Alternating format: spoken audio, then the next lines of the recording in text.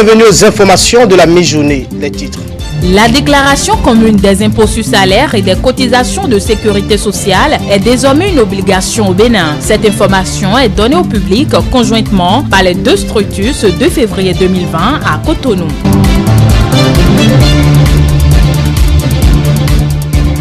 En fin de mission au Bénin, la délégation du Parlement de la francophonie était face à la presse béninoise dans la soirée de ce mardi. Vous en saurez davantage dans cette édition.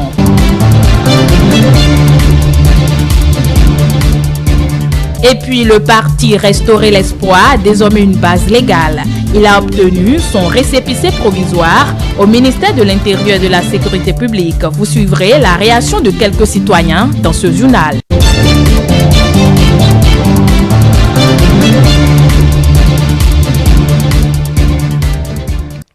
La déclaration commune des impôts sur salaire et des cotisations de sécurité sociale est désormais une obligation au Bénin. Le but est de lutter contre la fraude sociale, de réduire les pertes de temps et de simplifier les formalités qui, par le passé, étaient source de tracasseries. L'information a été rendue publique par la Direction générale des impôts et la Caisse nationale de sécurité sociale lundi dernier à Cotonou. Reportage Olali Sossou, Semiati Soufou. Les réformes juridiques, l'assainissement des finances publiques, la lutte contre la corruption sont là quelques-uns des efforts fournis par le gouvernement afin de permettre une amélioration du climat des affaires au Bénin. L'une des recommandations de la récente mission de la Banque mondiale au Bénin était l'introduction de la téléprocédure fiscale afin de pouvoir un environnement accessible aux affaires. Dans cette optique, il est prévu par la loi de finances pour la gestion 2020 que l'impôt sur le revenu des personnes physiques au titre des traitements et salaires, le versement patronal sur salaire ainsi que les cotisations sociales soient liquidés sur la même déclaration.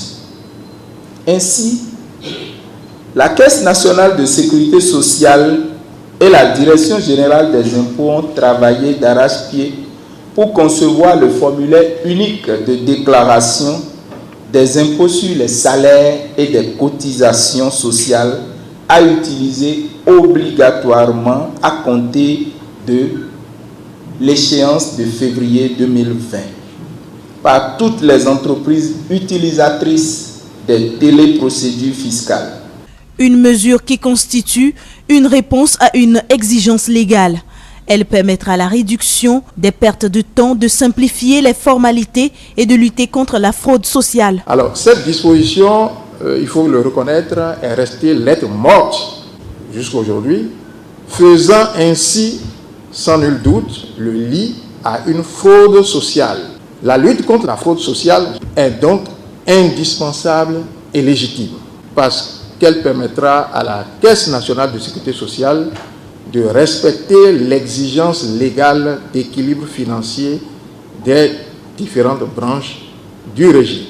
Et la loi de finances 2020 n'a pas innové cette seule mesure. La déclaration unique des impôts sur salaire et des cotisations de sécurité sociale n'est pas la seule innovation de la loi de finances pour l'année 2020. Il y a bien d'autres mesures en faveur des contribuables, notamment la suppression de plus de 10 impôts et taxes et la simplification du remboursement des crédits de TVA. L'amélioration constante de la qualité des services fournis aux contribuables est au cœur de la stratégie de modernisation et de dématérialisation des recettes intérieures. Le formulaire de la déclaration unique est disponible sur la plateforme e-service et également sur le site internet de la Direction des impôts. Le Bénin ne figure plus sur la liste des 25 pays les plus pauvres au monde. Plusieurs facteurs ont favorisé cette remontée du pays sur le classement de l'indice de développement humain. Il s'agit des facteurs résultant des réformes mises en œuvre par le gouvernement, ainsi que le soulignent des économistes dans cet élément de Mathilde Sabi et de Edouard Capot. Le classement des 25 pays les plus pauvres du monde, rendu public au titre de l'année 2020, montre que le Bénin a fait de gros efforts. Il est donc absent sur cette liste composée en majorité de pays africains.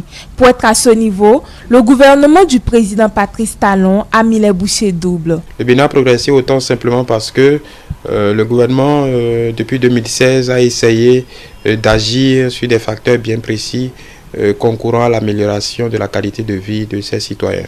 Parce que l'indice porte essentiellement sur l'espérance de vie, sur les progrès en soins, dans les soins de santé, donc liés à l'espérance de vie, l'amélioration du cadre de vie et la rétention des adultes et des enfants à l'école. C'est tout simplement le fruit des différentes mesures d'ordre économique prises par le gouvernement actuellement qui fait que le Bénin ne figure plus parmi les 25 pays les plus pauvres au monde. Alors il faut comprendre par là que nous avons un indicateur important qui était le baromètre en termes de classement. Cet indicateur, c'est le PIB par habitant. L'autre chose également qu'il faut dire, c'est tout simplement la maîtrise du taux d'inflation. Même si pour le Bénin, le chemin est encore long, plusieurs autres réformes sont en cours pour la consolidation des acquis. Il faut saluer quand même cet effort du gouvernement qui a commencé par avoir quelques points d'ordre économique par rapport aux réformes. Et puis le reste, je crois que ça va venir. Le plus important aujourd'hui, c'est de comprendre également que l'économie béninoise n'est pas encore très stable parce que nous avons encore quelques chocs économiques que nous recevons. Et je pense également que le gouvernement va essayer de corriger ces chocs-là les jours à venir. Rappelons que l'indice porte essentiellement sur l'expérience de vie, les progrès dans le domaine de la santé, l'amélioration du cadre de vie ainsi que le progrès dans l'éducation. La délégation de l'Assemblée parlementaire de la francophonie en visite au Bénin a fait un point de presse ce mardi. Face aux professionnels des médias, la mission a évalué les avancées démocratiques du pays après les élections législatives de 2019. Mathieu Bokor, Edouard Capot pour le compte rendu. C'est une visite de 48 heures qui a permis à la délégation de l'Assemblée parlementaire francophone de mieux comprendre les avancées démocratiques au Bénin, surtout les efforts du gouvernement dans le dégel de la crise post-électorale. Cette mission d'information et de contact avait pour objet de venir à Cotonou et à Porto Novo pour voir, entendre, écouter toutes les parties prenantes et se faire une opinion fondée sur les causes de la crise, mais également sur les actions et les initiatives prises depuis lors dans le cadre du dialogue entre les acteurs politiques béninois. Ces émissaires du Parlement de la francophonie sont heureux de constater la convivialité politique dont fait montre actuellement le Bénin. Les entretiens avec toutes les parties ont été sereins, francs, conviviaux et cordiaux.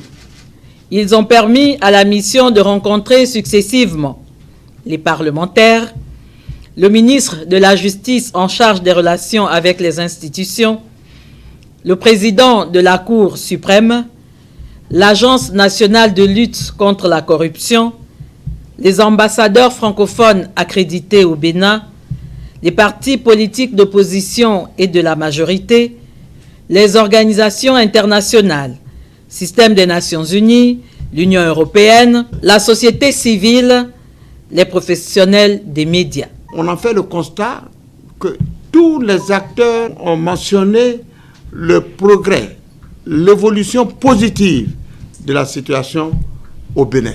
La délégation repasse satisfaite et garde en mémoire le renforcement de la démocratie béninoise. Le parti Restaurer l'Espoir a presque une base légale. Il a obtenu son récépissé provisoire au ministère de l'Intérieur et de la Sécurité publique après avoir rempli les conditions exigées par la nouvelle charte des partis politiques. Une issue dont nous parle Isaac Adjé. Après plusieurs mois de résistance et de propos satiriques à l'endroit du gouvernement, le parti Restaurer l'Espoir de Candide Azanahi semble courber l'échine. Les responsables du parti ont en effet entrepris les démarches administratives en vue de l'existence légale de leur parti politique. Candide Azanahi se plie enfin aux injonctions de la loi portant charte des partis politiques en République du Bénin.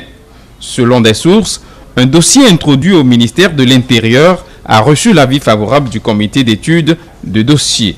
Dans les tout prochains jours, le nombre de partis politiques à existence légale au Bénin va certainement connaître une hausse. Et l'issue des formalités engagées au ministère de l'Intérieur et de la Sécurité publique par Restaurer l'Espoir, le parti bien évidemment, ne laisse pas indifférent. Le laisse indifférent les Béninois. Voici les propos recueillis par Mathilde Sabi et Edouard Capot à propos. À moi, je suis content. S'il a finalement eu son récépissé, cela veut dire que la compétition prochaine sera très très bonne. Parce qu'il s'agit d'une élection de base, une élection communale, municipale, pas locale, selon leur dit. Donc, chaque parti doit y participer. Donc, c'est que le gouvernement est obligé de délivrer ce papier. Comme le président l'a dit, que tout le monde doit participer à cette élection pour que la paix revienne. Donc je suis heureux, je suis content que Azanaï ait son résultat. Je dis merci à vous les journalistes et je dis merci au gouvernement de Patrice Talon. Parce que notre pays Bénin est un pays de démocratie. Vous voyez, ceux-là qui avaient, lorsqu'il y avait les élections législatives, c'est eux-mêmes qui avaient boycotté les élections. Parce qu'ils peuvent bien se conformer à la nouvelle charte électorale pour pouvoir prendre leur récépissé.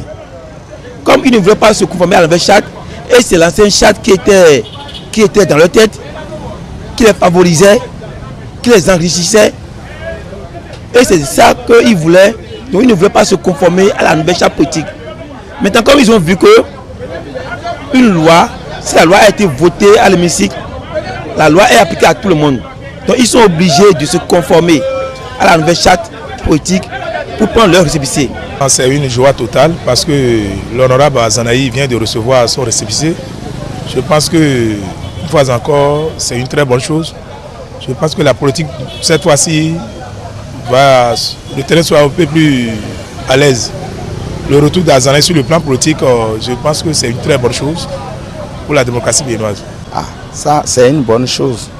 Parce que nous, là où on est ici, c'est la paix qu'on veut dans le pays. S'il a reçu ça, c'est une bonne chose.